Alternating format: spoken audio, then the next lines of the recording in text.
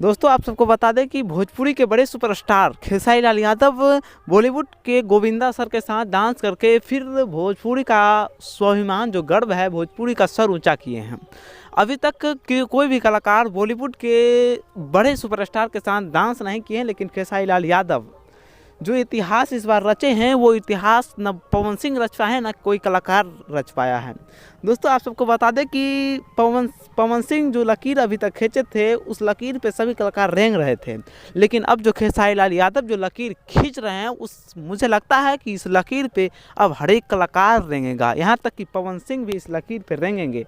लेकिन आपको बता दें दोस्तों कि खेसारी लाल यादव ने जिस तरह से गोविंदा सर के साथ डांस किए हैं, ऐसा लगता था कि जैसे कि भोजपुरी को इतना इज्जत और कहीं नहीं मिला होगा।